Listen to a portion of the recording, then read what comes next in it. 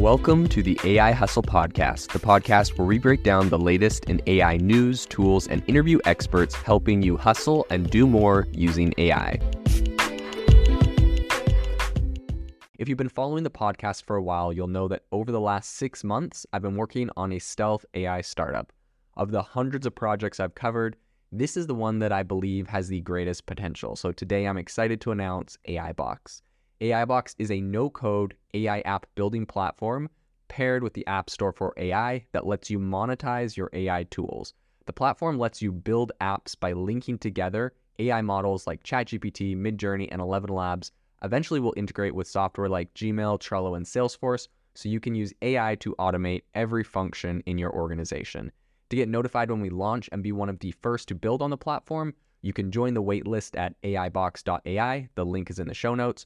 We are currently raising a seed round of funding. If you're an investor that is focused on disruptive tech, I'd love to tell you more about the platform. You can reach out to me at jaden@aibox.ai. I'll leave that email in the show notes. Adobe, of course, the global tech giant known for its design and creative software suite, is poised to revolutionize the digital imaging landscape. At least that is what they're telling us. So the company has teased an innovative AI-driven photo editing tool called Project Stardust, and this is set to be unveiled in full at the Adobe Max event, which I believe is happening tomorrow. So I'm just giving you a quick heads up on what to expect. The new quote-unquote object-aware editing engine, which is named Project Stardust, has been the talk of, I think, the tech community after, a promotional video was cited by TechSpot, and it kind of gave a sneak peek into the capabilities. I think what's really intriguing about this tool is its ability to automatically detect and identify objects in photos. So I think this offers users the flexibility to easily maneuver these objects within the frame, kind of mirroring functionality similar to Google's recently announced Magic Editor for its latest Pixel phones. During this demo that they did, the software was super impressive and it identified and highlighted individual objects in a photo. In one instance, it was a yellow suitcase, and it was including its shadow, and it was automatically selected as though it had been really intricately outlined using Photoshop's lasso tool. If you've used Photoshop before, this can be, could take a lot of time to get this right. The subsequent clip showcased the simplicity of moving or even deleting objects without the backdrop, or with the backdrop auto-filling in to pretty much seamlessly match the scene, right? So you have a photo and you're like, okay, delete this chair, delete this TV, and it just automatically fills in what would be there if that object wasn't there, which is really, really cool. And at the same time, you can also grab the objects and move them around. So it's like, love the photo, but I wish that the table was just a little bit to the right. It's like, honestly, it's kind of crazy when you think about it and you think how far we've come with photo editing, because a lot of this, had to be done pre-shot, where you had to have everything set up just perfect. And then, you do your family photos and, oh no, this person's eyes are closed or this person's not looking or whatever. It appears that we're getting to a place where you pretty much just take a rough idea of the image and everything can be edited after by pretty much anyone to a very high level. So this is really, really interesting. A feature to look forward to is something similar to the contextual taskbar that made its debut in Photoshop recently. So this new dynamic taskbar is designed to predict your next design move, thereby expediting essentially the editing process. So one demo highlighted the software's ability by auto-suggesting a quote, remove distractions button when a crowd was selected. So it really efficiently kind of cleared the crowd as soon as you selected it. But I think it's not just about moving objects. Adobe's Project Stardust seemingly integrates the advanced generative AI capabilities seen in their Firefly-powered Photoshop tools, which is really cool. So one of the things that I think was really interesting in this whole promo video involved Aya Filmon, that's Adobe's product manager for digital imaging, interacting with a floating taskbar prompt. Essentially, she selected a portion of an image and then pretty much had it generate AI-generated flowers inside of that image.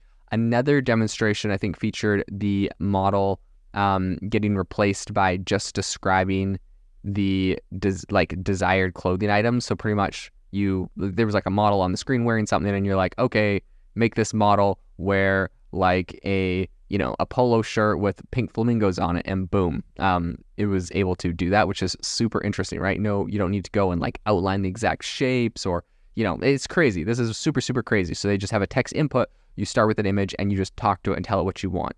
To the point where I think on this, right, you could just say like delete the red suitcase and boom, it's gone. So, and of course, there's like different tools that you can manually do that, especially if you want to like kind of adjust where exactly on the screen the red suitcase is. But you can do a lot of this all from the text input field, which is incredibly interesting and not something we've, really ever seen or had the capabilities of doing before. So very, very powerful. Adobe's teaser visuals of Project Stardust, I think, kind of emphasize the departure from the very tedious manual process, which I personally am very, very familiar with. Growing up, I was like, I think Photoshop was kind of like my software. I tried a bunch of different software growing up. I tried like Dreamweaver for websites, and I never quite got into that. And I really kind of got stuck on Photoshop to the point where actually I think it's probably a flaw, because I know Photoshop really, really well, and a lot of things that probably should be done in like Adobe Illustrator, I still use Photoshop for and just do them in a janky way. So, probably to a fault there, but I know Photoshop very well, and it is definitely very tedious to do certain things on there. I've watched more tutorials on Photoshop than maybe any other software.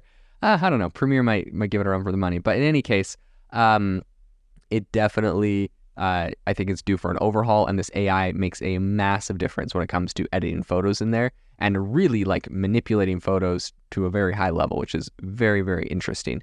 I think instead of separating objects into new layers, users are offered a bit more of a streamlined and intuitive editing experience now with this whole Project Stardust thing. I think the rise of generative AI has definitely spurred the development of these kind of automated design tools across the industry. Adobe's not the only one doing this. Canva now has some, offers similar, like it pretty much has a bunch of similar different editing functions for easy object manipulation in images. To be honest, if you see my podcast covers, all of the ones I do when I have a special guest on and it's like me and the guest on the front cover, and I kind of like cut out the backgrounds, I just do that all in Canva. They got like a one-click background removal. I don't have to select around anything, and it's very, very good. Google Photos Magic Editor, which is, I think it's packaged with Pixel 8 devices, is also, I think, a fairly noteworthy mention in this regard. They do some cool things. However, IF Filmon suggests that what we've glimpsed of Project Stardust is merely the tip of the iceberg. The teaser features represent just a fraction of the software's full capabilities, according to them. She also goes on to say that this editing engine will, quote, revolutionize how we interact with Adobe products. So that's going to be very interesting. I would be super curious to see how this, impacts like Premiere, for example. Editing video, as that's it can be a very tedious task as well. I think with, while details surrounding this whole Project Stardust are still like, they're trying to keep it under wraps for the big reveal tomorrow, I think the tech community is very interested, definitely anticipating everything that's going to come out. And I think this whole event is going to be very, very interesting to see what the future of AI-assisted photo editing is. Stay tuned, because I'm sure when they drop the announcement tomorrow, I'll also be covering it if they have anything crazy that wasn't kind of just in this video or in this podcast here. But all in all, a very interesting story, and I think Adobe really is doing a great job of leading the way on some of these AI tools, and honestly doing them in a fairly responsible way. If you are looking for an innovative and creative community of people using ChatGPT, you need to join our ChatGPT creators community. I'll drop a link in the description to this podcast. We'd love to see you there, where we share tips and tricks of what is working in ChatGPT. It's a lot easier than a podcast, as you can see screenshots, you can share and comment on things that are currently working. So if this sounds interesting to you, check out the link in the comment. We'd love to have you in the community. Thanks for joining me on the OpenAI podcast. It would mean the world to me if you would rate this podcast wherever you listen to your podcasts, and I'll see you tomorrow. Thanks for tuning in to the AI Hustle podcast. If you could do us a massive favor, we would really, really appreciate it if you could leave us a review wherever you get your podcasts. This helps people find the podcast. It helps people know this is a good place to go. And we would really, really appreciate it, as it helps us continue to bring on incredible guests and share incredible content for you to listen to.